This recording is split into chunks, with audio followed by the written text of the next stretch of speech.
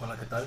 Mi nombre es Robert England, soy estudiante de la Universidad Nacional Experimental Marítima del Caribe en la carrera Transportes Acuáticos, mención Máquinas Marinas, en el aula Estructura del Buque, docente Santiago León. Es un placer brindarles la bienvenida a la siguiente presentación de la Unidad 1, Nomenclatura y línea de un buque. Espero que sea de su agrado. Antes de dar inicio al desarrollo importante de esta presentación, debemos aclarar qué es un buque. Un buque es una embarcación de navegación marítima que suele ser más grande que un buque de navegación costera. Un buque necesita de un espacio acuático para que pueda desplazarse y de una tripulación que dirija su rumbo, respondiendo así a las siguientes condiciones. Debe tener flotabilidad, debe tener solidez y resistencia, estanqueidad, estabilidad y navegabilidad para que pueda cumplir con todas sus funciones y rendir. Estructura número 1. Exterior. Está compuesta por las siguientes partes. La popa es la parte trasera o posterior del barco. Es el final de la estructura, justo donde va a instalar las hélices y el timón. La proa es la parte delantera del barco. Es más estrecha que la popa y tiene forma cuñada. Tiene esta forma para así poder facilitar la navegación rompiendo el agua y el oleaje. Babor es la parte izquierda del barco. En los mapas suele estar representada en colores como el rojo. Y estribor en colores como el verde, siendo esta la parte derecha del barco. ¿Cómo vemos cuál está en izquierda y cuál está de derecha? Sencillamente nos paramos en popa con vista a proa y tendremos a nuestra izquierda babor y a nuestra derecha estribor. Aletas de babor y estribor son las partes del costado del barco donde las mangas van disminuyendo para poder darle forma a la popa. Las amuras, por otro lado, son las partes del costado del barco donde el casco se estrecha para poder darle forma a la proa. El través. El través es la parte del barco de los costados donde la medianía de su eslora, dependiendo de la medianía de su eslora. La línea de crujía viene siendo el plano donde de popa a proa se divide el barco en dos mitades exactamente iguales. Y por último, el casco es el vaso o el forro exterior que cubre el buque, impermeabilizando su estructura, dándole así una especie de armazón al navío. Debemos considerar que existen embarcaciones multicasco como el tricamarán o el catamarán.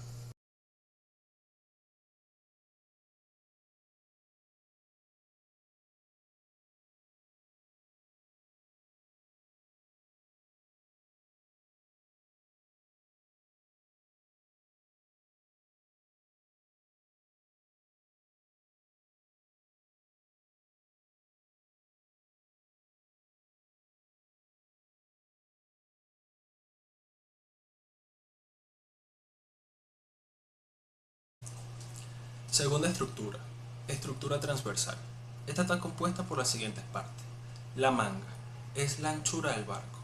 Como esta no es constante a lo largo del buque, llamaremos manga máxima a la parte más ancha de este, que suele coincidir con la cuaderna maestre.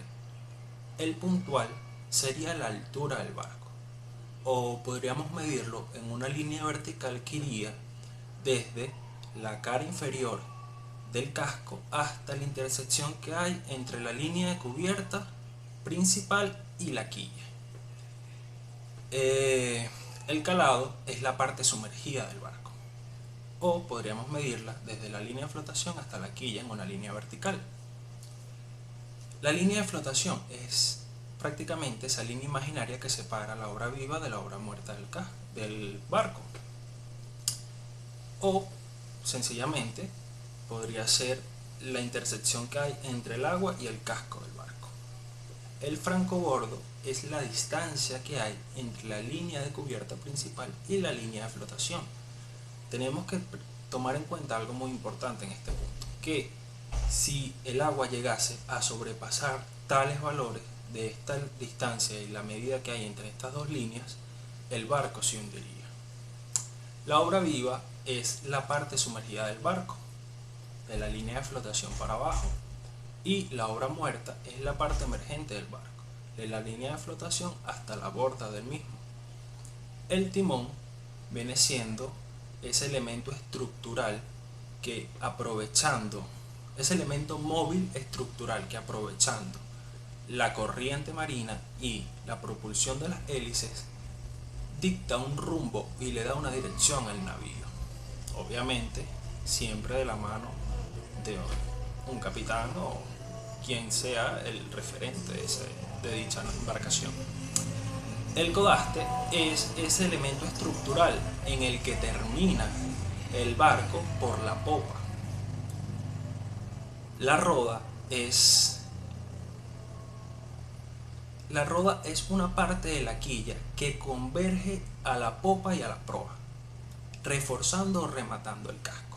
Ya que les menciono tanto la quilla, vamos a señalar el elemento más importante de esta parte de la estructura, y también considero que, bueno, considero no, es así, es el elemento más importante de las tres estructuras, ya que de esta dependen las tres.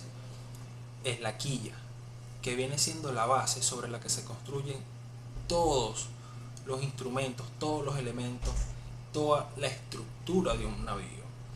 Esto es, en pocas palabras, para el ser humano la columna vertebral. Eso es la quilla para un navío. Por otro lado tenemos la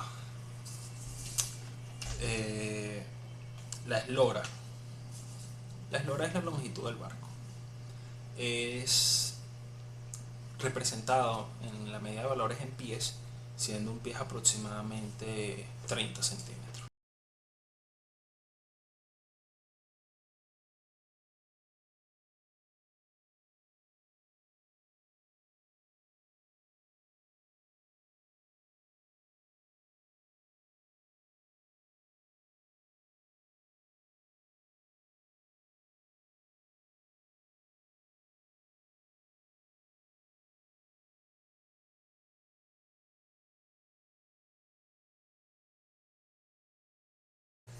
Tercera estructura, interna, siendo mejor conocida como el esqueleto de la embarcación, ya que es quien determina y rige la funcionalidad del mismo. Está constituida por las siguientes partes. Las cuadernas son las estructuras curvas que nacen de la quilla del barco, encajándose en la base por el centro y extendiéndose por los costados del barco para formar el casco o la cubierta del buque. El bao son todas estas piezas que de trecho en trecho y de un costado a otro sirven para sostener la cubierta del barco. La borda se podría decir que es el parapeto que cubre la cubierta, la línea de la cubierta externa del barco, toda la cubierta externa del barco, y constituye la parte más elevada del mismo junto con la regala. La sobrequilla es la pieza que va de popa a proa por encima de las varengas, reforzando la quilla y brindándole más estabilidad al buque. El palmejar es un tablón de popa a proa que va clavado a las varengas, y este se encarga de ligar entre sí las cuadernas para evitar las flexiones del barco. Las tracas son todas estas filas de planchas que corren de la roda al codaste y pueden ser de forro o de cubierta. Forro interior o exterior son estas planchas o estos tablones que cubren el esqueleto del casco o la cubierta. Terminando ya